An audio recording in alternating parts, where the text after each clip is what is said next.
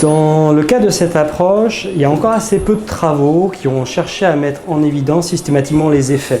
Il y a eu des études, celles de mes collègues avec l'approche cours d'action, qui ont cherché à identifier la nature de l'activité de l'élève, l'activité typique de l'élève, de l'apprenant dans ces situations.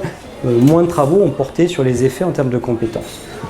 Je vous en présente ici juste une étude, parce qu'elle me semble assez caractéristique de ce que l'on peut faire.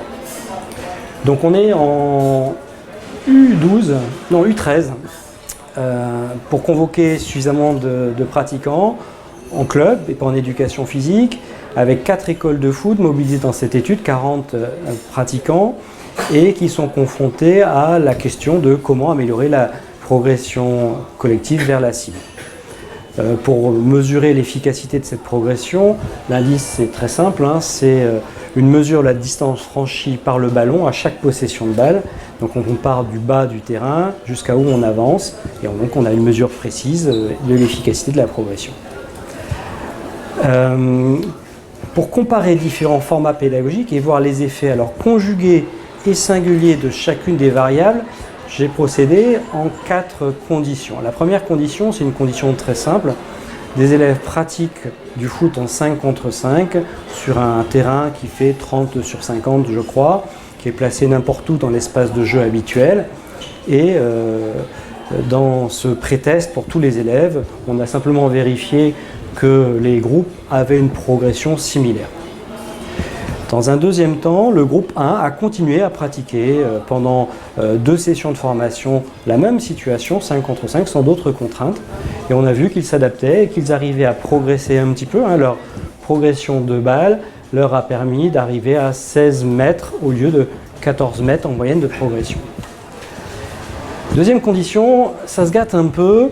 On a rajouté des contraintes dans l'espace et dans le temps, pour rendre la situation alors représentative, c'est-à-dire proche des comportements qu'on pouvait trouver en match. Donc on a demandé déjà aux joueurs de se placer en fonction des postes habituels sur le terrain. On leur a demandé ensuite de se replacer systématiquement à chaque lancement d'action dans leur zone, les zones étant matérialisées avec des traits sur le sol. Et à chaque fin d'action, quand la balle était perdue ou quand un but était marqué, le jeu repartait d'en bas. Il y avait un lancement de jeu du bas pour qu'ils aient effectivement ce travail de progression. Donc on voit là l'effet de la réduction. Pour qu'il y ait plein d'essais de progression de la balle du bas vers le haut, on a réduit la tâche par cette organisation de lancement de jeu systématique du bas. Et là, on a vu que c'est compliqué quand même pour les élèves. En 2 sessions de formation, non seulement ils n'ont pas progressé, ils ont même régressé. En fait, il y a un effet de surcontrainte. Là, la complexité ou l'exagération était trop importante pour permettre une adaptation pour ce niveau-là. Alors, du coup, dans une 3e condition, on a rajouté un élément. On a rajouté l'élément pratique délibéré. On n'avait rien dit, on n'avait pas expliqué pourquoi cette situation au précédent, et là, on a expliqué. On était à un moment donné où il y avait une rupture, une évolution dans le règlement, dans la Fédération française de foot à cet âge-là. La relance à la main du gardien de but était obligatoire. Donc imaginez des petits gamins qui jouent au foot à 7, là, sur le terrain. Quand le gardien a la balle, il doit relancer à la main. Qu'est-ce qui se passe? L'équipe adverse s'est placée, pression défensive est compliquée. Donc les joueurs ressentaient cette difficulté, elle était explicitée par l'entraîneur et donc ça devenait un objectif délibéré de travail. Et donc, pour renforcer la perception de ce travail délibéré de la relance, regardez, le terrain n'était pas placé n'importe où. Il était placé effectivement sur le terrain de compétition, à l'endroit où s'effectuait cette relance, dans un coin. Alors on travaillait côté droit et on travaillait côté gauche. Dans le centre du terrain, là, on avait l'arrière central et on avait l'arrière droit, le milieu, etc. Et donc ils se retrouvaient dans une configuration, dans un espace très proche de ce qu'ils allaient retrouver le samedi en match. Donc ceci pour asseoir la représentativité. Donc pratique délibérée, une situation représentative, et ma foi ils essayent, et l'adaptation se fait progressivement, et on voit que dans cette situation, on a une progression supérieure par rapport au groupe précédent.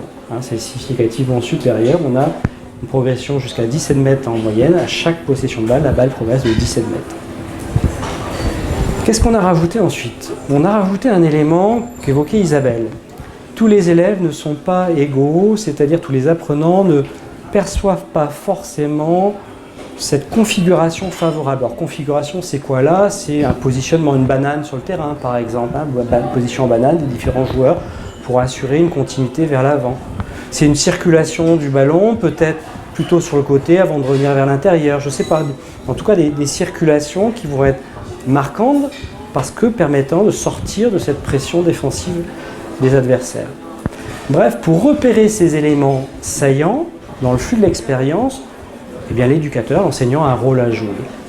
Alors là, on l'avait un peu matérialisé, on avait joué avec une tablette vidéo connectée à une caméra GoPro et l'éducateur était aidé. J'avais un stagiaire du master qui était là et qui était ensuite un facilitateur. Dès que l'entraîneur disait stop, oh, c'était super ce que vous avez fait là, le stagiaire amenait la tablette et l'entraîneur pouvait montrer ce qui venait de se passer à chaud.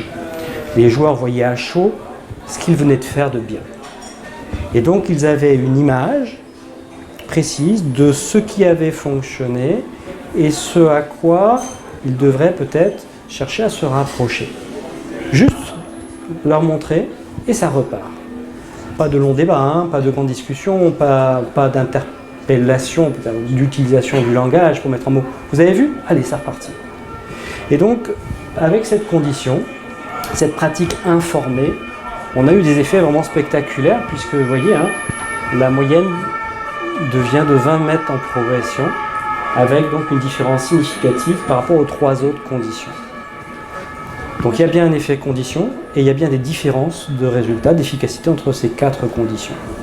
Moi j'ai vous faire partager, hein, vous l'avez sans doute tous expérimenté, cet apport d'information, ce feedback en direct. Moi je vois souvent des leçons où stop, l'enseignant siffle ou active en tout cas une commande vocale, paf, tout le monde s'arrête, regardez, il y a des explications, regardez là ça s'est bien passé, mais parfois aussi c'est pour montrer une erreur.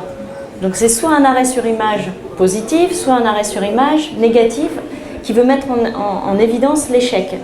Donc ma première question c'est, toi tu montres une image réussie, est-ce qu'il vaut mieux mettre en évidence en cours d'action la réussite ou l'erreur?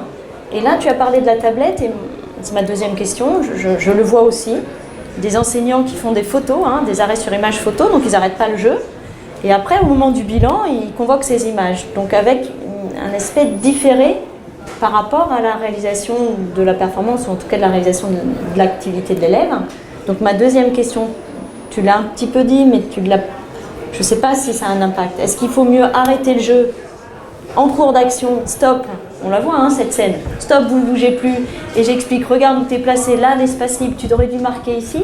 On voit souvent hein, les enseignants dans cette activité, d'activité commentée, d'observateur commenté, positif ou négatif, l'arrêt sur image, ou alors de manière différée. Est-ce que ça, selon toi, par rapport à cette étude-là, tu l'as mesuré, tu l'as vu ou par ailleurs, est-ce que ça a un impact? Est-ce qu'il faut d'abord que je parle du positif et que j'oublie le négatif, ou est-ce que c'est pareil?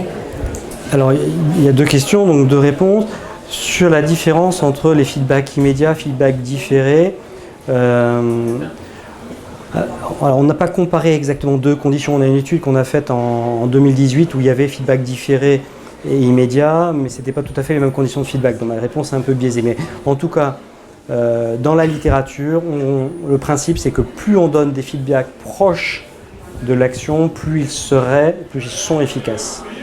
Donc là, il y a quand même des travaux qui vont dans le sens d'une réponse sur oui, des feedbacks le plus proche possible. Pour autant, on ne va pas arrêter peut-être l'action en plein milieu. Hein. Il faut que l'élève n'ait pas la frustration de stop, j'allais marquer. Non, il faut quand même peut-être attendre juste la fin de l'action. Et puis la petite photo, l'arrêt sur image. Pas forcément besoin d'un appareil complexe avec la caméra et la tablette comme on l'a montré là. Donc là tu nous dis que, et ça nous arrive très souvent, quand je dis nous c'est nous tous, et je me réfère quand j'étais enseignante de PS, on n'a pas forcément le temps, parce qu'on est pris par le temps, et parfois on convoque ces images, ou en tout cas ces images soit numériques, soit on rappelle en début de leçon suivante. Pour toi c'est un vœu pieux, ça sert à rien. Si, ça n'a pas la même fonction. C'est-à-dire que si on le fait a posteriori, on est dans la reconstruction, on est dans l'analyse, dans la mise en mots. On est dans penser pour mieux agir? On est dans se connecter pour la prochaine séance, sur partager un référentiel dans le cadre de l'analyse, de la pratique analysée, là, ce que je disais tout à l'heure, a posteriori. Quand on fait un arrêt immédiat, c'est pour renforcer un comportement, c'est pour invalider une configuration ou un comportement. Alors la deuxième question est intéressante aussi parce que c'est finalement, est-ce qu'il vaut mieux faire un feedback, un arrêt sur image immédiat sur une réussite ou sur une situation où les élèves sont en échec? Alors là, c'est une question à laquelle j'aimerais pouvoir répondre par des données empiriques. On est en train d'essayer d'y répondre. On a essayé de mettre en œuvre des dispositifs pour répondre à cette question. D'un point de vue théorique, j'ai un certain nombre d'éléments qui m'amènent à penser que l'hypothèse d'un feedback immédiat sur des réussites serait plus efficace. Alors moi je t'invite à le faire en EPS, parce que là on n'est pas dans le domaine de l'EPS. Ça fait 2 ans qu'on essaye de travailler un protocole sur cette variable, et en effet je pense que c'est une question importante. Il me semble, pour plusieurs raisons théoriques, que, en tout cas l'hypothèse que je formule, c'est qu'on va avoir une supériorité de la condition arrêt sur des réussites versus arrêt sur des situations échouées. Pourquoi? Très vite, sans parler de renforcement du sentiment de compétence ou des aspects émotionnels qui sont pourtant importants aussi, on va avoir, si on fait un arrêt sur une situation échouée, une activation d'une boucle cognitive. L'élève se dit « mince, ça s'est pas bien passé ». On va interrompre sinon ce flux de l'activité, cette adaptation automatique. On risque de perturber l'apprentissage implicite par un détour, par une boucle explicite. Or, il y a des travaux assez anciens maintenant et assez nombreux qui montrent que parfois, l'apprentissage explicite perturbe, nuit à l'apprentissage moteur. C'est-à-dire que, attention, quand je dis qu'il ne faut pas nuire à l'apprentissage moteur, il y a des travaux qui montrent que quand on convoque le langage, la réflexion, on ralentit ce qui se passerait très bien sans nous, par adaptation, donc cet apprentissage implicite du contrôle moteur. Tu t'approches de la conclusion là, mais ouais. Moi j'avais une autre question ici quand même. Tout à l'heure, dans le modèle précédent de cet enseignant qui, dans le silence, tu nous as fait une opposition avec un modèle qui prescrivait. Est-ce que finalement, avec ton arrêt sur image, là, tu n'es pas en train de prescrire finalement l'activité de l'élève? C'est une activité prescriptive, non? Ah, j'ai réussi à le bloquer. C'est une bonne question. Alors, c'est quoi prescrire? C'est proposer un ensemble de conditions qui ne laissent aucun choix, aucun tâtonnement, aucune expérimentation pour l'élève. L'élève, là, il a expérimenté, il a tâtonné. Il s'est peut-être même perdu dans l'espace des possibles. L'enseignant, il ne prescrit pas. On est dans une approche qui considère qu'on ne peut pas prescrire. C'est pas qu'on veuille ou pas, on ne peut pas. C'est-à-dire que l'action ne se réduit pas à une réponse motrice qui serait pilotée par une commande cognitive. Donc déjà, il n'y a pas de prescription de la pensée vers l'action. De la même manière, il n'y a pas de prescription de l'enseignant vers l'élève, dans la mesure où on peut penser une tâche, on peut construire son dispositif, et après, l'élève est en activité et vit sa propre situation. D'où la nuance, d'ailleurs, le passage d'un vocable qui date maintenant, la tâche versus la situation. Donc chaque situation est singulière, chaque élève vit sa situation quand l'enseignant propose une même tâche. Donc on ne peut pas prescrire, par principe. Donc ici, ce que je fais, c'est que je propose des artefacts qui peuvent stimuler, perturber, accompagner. Mon collègue David Adé dit amplifier une expérience, mettre en visibilité, dirait Carole Sèvres. Moi je dis rendre saillante. On attire l'attention sur quelque chose qui n'a pas été perçu et qui est clé. Et l'enseignant expert, il sait parfois que là il y a une clé. Parfois c'est l'autre élève qui va partager, qui va dire bah, là quand même tu aurais pu faire. Et donc la clé elle peut être aussi liée à un partage d'informations entre élèves.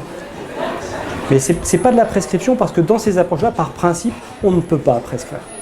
Donc pour conclure sur cette partie, donc on voit que la distribution là, entre le temps de pratique et le temps de réflexion, c'est un peu rééquilibré. Tout à l'heure, on avait un camembert qui était bien rouge avec une pratique pédagogique dite de la compréhension qui donnait presque un tiers de nos séances de PS, pour de la réflexion, au détriment de l'action et donc au détriment de l'efficacité de nos séances sur le plan des apprentissages moteurs. Le deuxième camembert, il était bleu, c'est-à-dire que dans l'approche écodynamique, finalement, cet aménagement du milieu se suffit à lui-même et la boucle réflexive n'est pas une ressource, voire elle est un frein pour l'adaptation motrice. Dans cette perspective, on voit bien que la déclinaison de la variété des processus d'apprentissage laisse une place à l'effort réflexif, mais il se situe plutôt en amont et en aval, avec ce temps de la séance d'éducation physique où l'élève pratique. Ça, c'est une règle d'or quand même. Dans les apprentissages moteurs, la règle d'or, c'est qu'on apprend par la répétition. Et donc, en laissant du temps pour répéter au cœur de la séance, on va s'assurer d'une possible évolution du comportement. Et si on veut que l'élève mette en mots en fin de séance, c'est intéressant lors de cette temps de pratique analysée, là, parce que cette mise en mots, ça va permettre de construire un référentiel commun, de construire une culture commune au sein de l'équipe, au sein de la classe. Et aussi, ça va connecter l'élève peut-être à ce qu'il fait dans d'autres disciplines, connecter l'élève avec la séance qui vient après, pour qu'il arrive tout de suite dans une pratique délibérée en boucle. La boucle, là, on a une pratique analysée rapide, ensemble, à la fin de la séance, pour qu'on arrive lors de la séance prochaine dans une pratique délibérée. Et au cœur de la séance, on pratique. Donc je trouve que là, on a une pratique à la fois qui est organisée de façon pragmatique par rapport à ce que j'ai pu voir. Moi, c'est inspiré par les pratiques réelles des enseignants et qui est aussi assise d'un point de vue théorique sur une conception de l'activité humaine, conception de l'apprentissage, et qui commence à être alimentée par des preuves empiriques avec une littérature assez récente. Moi, quand même, en conclusion sur ce modèle, je trouve qu'il y a une réelle ambition pour l'enseignant, une réelle complexité qui est liée à la manière dont il va être capable de se saisir sur le vif. C'est dans le direct de l'action, ce n'est pas une activité de conception en amont, c'est vraiment dans le direct du pilotage de l'activité de la classe, qui doit être capable de se saisir de ces configurations-là, de leur donner du sens, de les rendre saillantes, pour que l'élève puisse, à un moment donné, comprendre les effets recherchés et progresser. Et ça, ça me semble d'autant plus compliqué, comme on l'a marqué là, qu'on a affaire à une classe qui est très hétérogène, des classes qui sont lourdes, les classes de lycée, c'est à plus de 30 élèves. On n'est pas dans un contexte où on a un petit groupe de 12 joueurs de foot. Donc, je pense que là, c'est un pari ambitieux et je te remercie parce que c'est vrai que voilà, ces effets qui sont mesurés, qui sont tangibles, j'attends que tu me dises sur les aspects négatifs, positifs. Je suis intéressée parce que c'est vrai que je pense que ça peut guider les pratiques professionnelles. Pour autant, c'est pas une histoire qui est simple. Et donc, si toi, en tant que chercheur, tu avais des conseils à nous donner, quand je dis nous, c'est toute la profession EPS, sur ces 3 modèles pédagogiques, tu fais une hiérarchie, tu en exclus certains, tu nous dis quoi en fait? Alors, d'abord, je dirais que, en effet, j'ai simplifié le problème en allant travailler peut-être avec des publics dont on pouvait limiter le nombre. J'ai évacué le problème de la motivation. On est sur des écoles de foot, c'était du niveau élite. Donc voilà, on a évacué un des problèmes auxquels vous êtes confrontés. On a aussi affaire à des spécialistes, parce que là, l'œil de l'expert pour saisir la configuration sur le vif, pas facile quand on est dans une activité qu'on maîtrise moins. Donc en effet, c'est un exercice, un art de l'enseignant ou de l'éducateur qui est pas simple. Donc avant de peut-être arriver sur une conclusion et d'oser un choix, avant de conclure, je pense qu'on a quelques précautions à formuler. Moi, la première que je ferai, c'est de dire que en tant que chercheur, je ne suis pas non plus un prescripteur. Et quand j'ai ma casquette de chercheur, j'oublie que j'ai été prof d'éducation physique, donc je ne sais plus faire. Mon principe, c'est que je ne sais pas faire. Donc, je vous livre des réflexions, je vous livre des résultats, je vous livre des principes de conception, mais ceux qui savent faire, ce sont les collègues de terrain. Et donc, avec ces principes, après, l'enseignant doit doit s'adapter, doit prendre en compte toute la complexité du métier et doit effectivement avancer pour être plus efficace. Donc, ce que j'ai essayé de proposer, ce sont bien des propos à un moment donné d'un chercheur qui construit des connaissances. Alors, par principe, les connaissances scientifiques sont falsifiables. Alors, je ne sais pas si ça vous parle, hein, c'est une expression qu'on doit à Karl Popper, donc un spécialiste de l'histoire des sciences, qui dit que ce qui caractérise une connaissance scientifique, c'est qu'elle change tout le temps.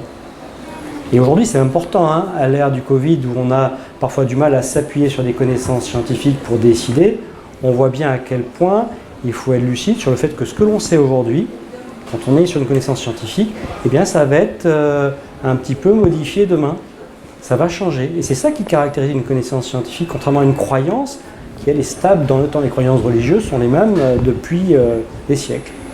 Donc, moi, quand je dis aujourd'hui, j'ai ce résultat-là, je sais que c'est aujourd'hui, et peut-être que dans 2 ans, quand j'aurai fait l'expérience avec des jeunes étudiants en master ou des jeunes collègues qui vont dire « Allez, ok, on va faire une expérience sur, on teste un feedback en situation réussie ou un feedback en situation échouée », peut-être que je dis « Je me suis trompé, il vaut mieux faire ces arrêts sur image sur des situations où il y a échec, parce que ça va invalider une configuration, ça va élaguer une branche des possibles et ça va permettre aux élèves de mieux réussir. » Donc peut-être que j'aurai un point de vue qui va être différent de celui que j'ai aujourd'hui.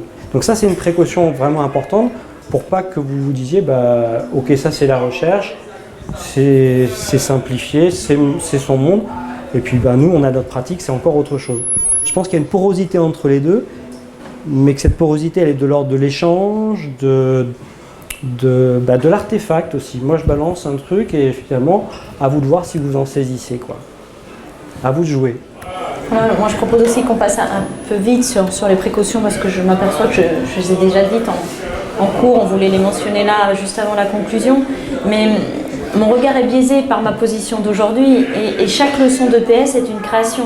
Donc, ce qu'on a pu tenir comme propos, en tout cas ce que j'ai pu tenir comme propos, c'est simplement ce que moi j'ai vu de ma position d'inspectrice, que j'ai mis en œuvre quand j'étais enseignante. C'est pas la réalité de toutes les pratiques de l'éducation physique. Chaque leçon est une création et renvoie à l'intimité de ce que chacun est à un moment donné de son identité professionnelle, à un moment donné de sa rencontre avec les élèves. Et ce qui est le plus intéressant, je pense, c'est d'échanger avec les élèves, de les questionner, de les observer pour que l'enseignant soit en capacité de valider ou pas ses choix. Par contre, en conclusion, moi je voulais qu'on aborde quand même l'actualité de la discipline EPS. Hein.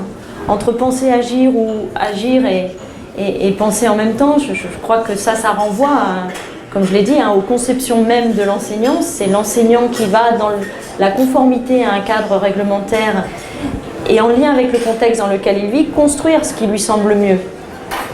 Ce qu'on a dit est aucunement prescriptif. Chacun et chacune d'entre vous, allez en votre âme et conscience et surtout, du mieux possible, construire cette leçon pour permettre aux élèves d'apprendre et d'agir. L'actualité de la discipline aujourd'hui nous place face à une actualité qui nous questionne. 2 éléments que j'ai extraits. La lutte contre la sédentarité, dont le risque pourrait être de faire de l'EPS une propédeutique aux questions de la santé, nous enjoint de remettre l'activité physique au cœur des enseignements de l'éducation physique et au cœur de l'association sportive. Et donc, nous imposerait le diktat de l'action sur la pensée. De même, l'imminence des Jeux Olympiques 2024, le bilan de Tokyo, les discours sur Twitter, les échanges, pourraient aussi nous faire courir le risque d'une discipline EPS inféodée à des enjeux qui les dépassent et qui ferait de nous la discipline garante de la nation sportive et performante attendue dans seulement 3 ans. Et qui remettrait donc les pratiques sportives, là, sur cet item-là, au cœur de la discipline EPS. Donc, face à cette actualité, on pourrait se dire, non, nous sommes une discipline de la réflexion, une discipline où on forme des élèves qui réfléchissent plus qu'ils n'agissent. Je crois que, comme toute opposition, elle est stérile.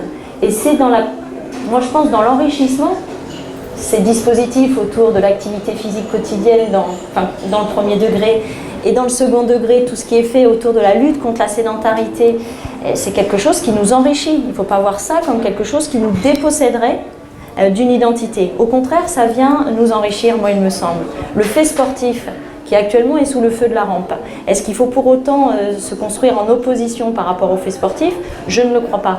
Dans le sens où les finalités de l'éducation physique est bien de former un élève physiquement éduqué, mais dont l'esprit critique va permettre de faire évoluer, par exemple, le spectateur des stades de foot.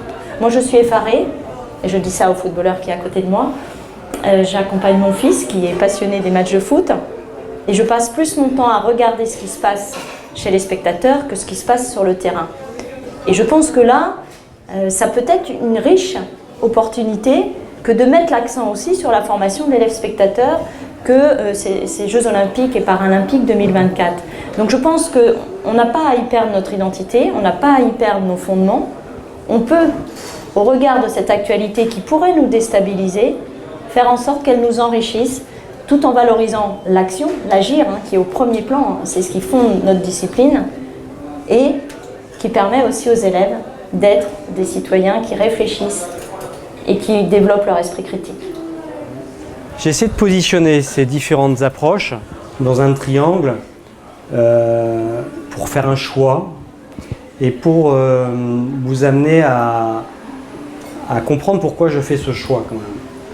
On a d'un côté la pédagogie de la compréhension dont on a vu qu'elle valorisait la réflexion, qui pouvait être satisfaisante à certains points pour le prof d'éducation physique qui se démarque ainsi de l'entraîneur sportif, mais qui ne semble pas donner suffisamment de garantie à la transformation réelle des compétences de l'élève. D'un autre côté, on a la pédagogie par aménagement du milieu, qui s'inscrit dans une approche écodynamique, qui, en manipulant des variables matérielles, spatiales, temporelles, conduit assez vite à des transformations motrices, et la pédagogie d'expérience significative, qui est assez proche, mais qui s'appuie sur une plus grande diversité de processus d'apprentissage. Donc, vous voyez quand même que ma position, elle est plutôt en train de pencher sur la droite, en vous disant, si dans votre cœur de métier, il y a bien cet enrichissement des compétences, et notamment de la motricité efficace des élèves, il faut leur donner du temps de pratique, et les deux pédagogies qui sont présentées sur la droite me semblent être plus compatibles avec ce temps nécessaire pour l'apprentissage moteur. Alors, faut-il éviter de faire réfléchir les élèves pour autant? Dans un article que j'ai dû écrire, de synthèse que j'ai dû écrire en 2016 avec un collègue, on s'était posé cette question en conclusion. On s'est dit peut-être que c'est la focale qu'il faut faire bouger. Il ne s'agit pas de faire réfléchir l'élève sur son geste, sur le déplacement du segment bras par rapport au segment jambes, puisque tout ça est très bien piloté de façon autonome par un système sensorimoteur intelligent du point de vue de l'adaptation à l'environnement.